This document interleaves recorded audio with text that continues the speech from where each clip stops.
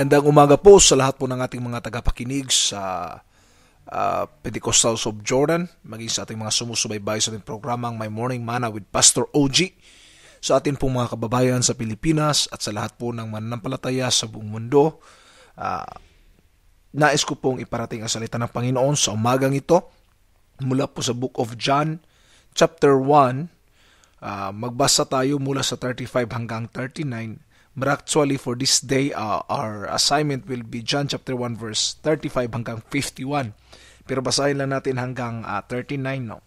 Again, the next day, after John stood and two of his disciples, and looking upon Jesus as he walked, he said, Behold the Lamb of God.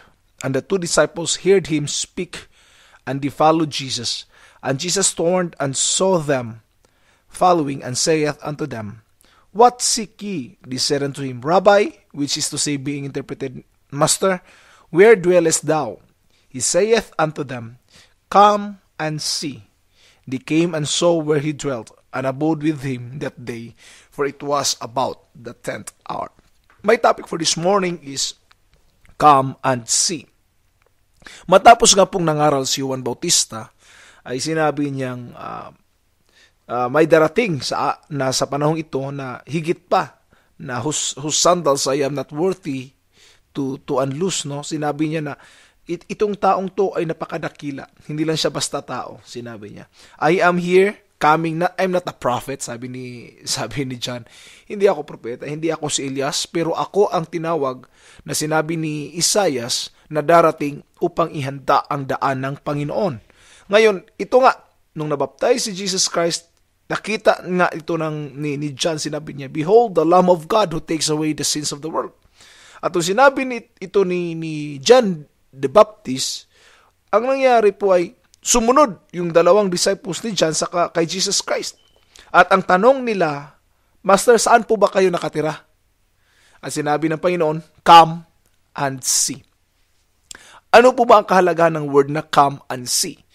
Maging sa susunod po ng mga kwento nito, mapapansin niyo po rin na maging si Nathanael, no, ay pinuntahan si Philip, pumunta kay Nathanael at sinabihan niya, alam mo, may isang tao doon, no, na tinawag na Kristo. Sinabi niya, saan ba siya? Ang sabi naman ni Juan, just come and see. Now, the word come and see, maaaring titingnan natin, napakasimple lang siya na punto, pero kung titingnan nyo, hindi po agad sinabi ni Jesus Christ saan siya nakatira. Hindi niya po ni-reveal kung anong klaseng pamumuhay meron siya. Ang sinabi niya lang, sumama ka at tingnan mo. May mga panahon na may sinasabi ang Diyos sa atin at may mga pangako siya. At sabi ni Lord, susunod ako sa iyo. Hindi niya pinangako na ang buhay natin is will be good enough, will be filled with roses, no? Bed of roses. Pero sinabi niya, just come and see. Come and experience what the Lord has promised for us. Ang nais iparating ng Panginoon sa atin ay magtiwala tayo sa Kanya. Na kahit hindi pa natin alam kung ano ang papupuntahan natin, kahit hindi pa natin nakikita ang mga bagay na ihinanda niya po sa atin, let's just come and see. Ang ibig pong sabihin nito ay pananampalataya, pagtitiwala, pananalig na ayusin niya ang takbo ng buhay natin. Ito'y pananalig na He is still in control, na ang Diyos pa rin po ang may control sa lahat ng bagay. Dahil po ang Diyos natin ay higit pong nakakaalam sa lahat ng bagay. At ang Diyos po natin ay walang bagay na nakatago sa Kanya. Wala pong sikrito. No? Maging ang kasunod dito na istorya, no? Katulad nito, si Simon, no, nakita niya nga doon si Simon, sumusunod din sa kanya, sinabi niya, ngayon, Simon, son of Jonah, thou shalt be called Cephas, kasi tatawagin kang stone, no? He will be called Peter. Ngayon, ang nangyari nito, the day following, Jesus go forth to the Galilee, at nakita nga si Filipe, at sinabi sa kanya, follow me. Si Philip ay sumunod sa kanya, at si Philip ay nasumpungan si Nathanael. Nung nakita niya si Nathanael, sinabihan niya, nakita ko si Jesus Christ na yung sinasabi ng mga propeta na sinabi ng batas ni Moses, ang Jesus of Nazareth, anak ni Jose. Sabi ni Nathanael, meron bang mabuting taong lumabas mula sa Nazareth? Bakit nasabi ito ni Nathanael?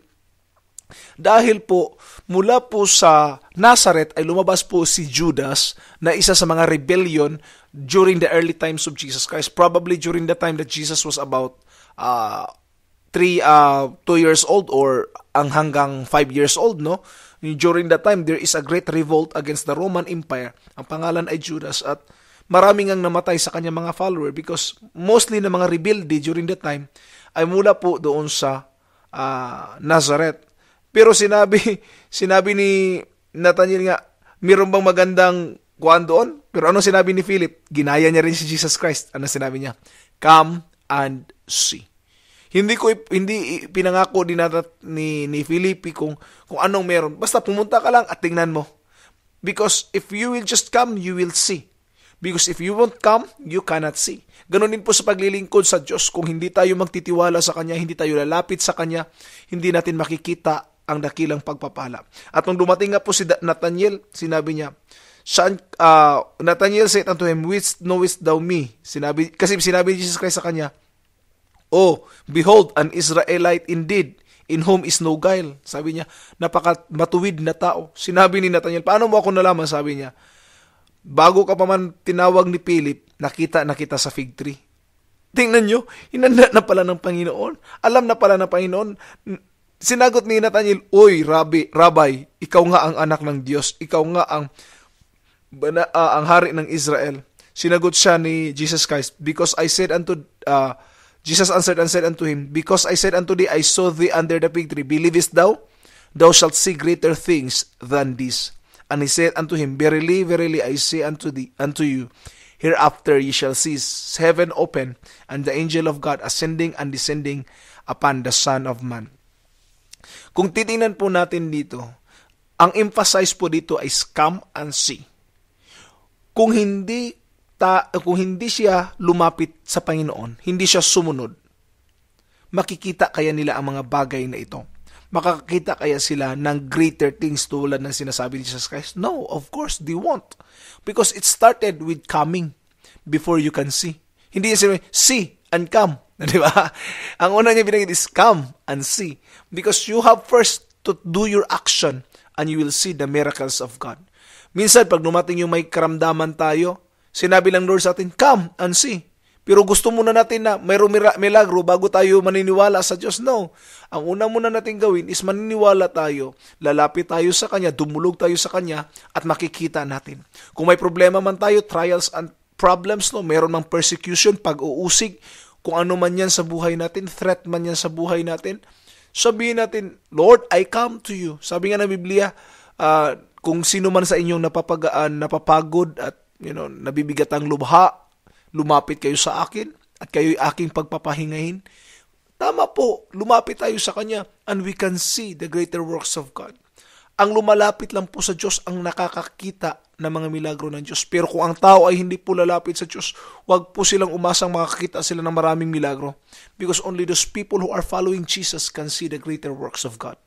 Paano ka makakita kung hindi mo kasama ang Diyos? Paano mo makikita na ang Diyos ay nagpapakita ng milagro, ang Diyos ay nagpo-provide? You can only see all these miracles if you come and follow Jesus. But if you want, bystanders ka lang o di kaya nandoon ka lang sa isang gilid, probably you don't notice that it was Jesus already. Wala talagang mangyayari sa buhay natin. So anong gusto ko iparating? Bilang isang Kristiyano, ito po ang punto ko. Lumapit tayo sa Diyos. Kung may panahon po na dumarating ang point na para bang nabibigatan na tayo, lumapit tayo sa Kanya at makikita natin ang solusyon. Kung may mga time po na tayo po ay may karamdaman, lumapit tayo sa Kanya at makikita natin ang kagalingan. Kung may mga time po na persecuted tayo, lumapit tayo sa Panginoon at makikita natin ang Kanyang response sa buhay natin. Kung may mga panahon po na nag-discourage tayo, lumapit po tayo sa Kanya at ating makikita ang Kanyang comfort sa buhay natin.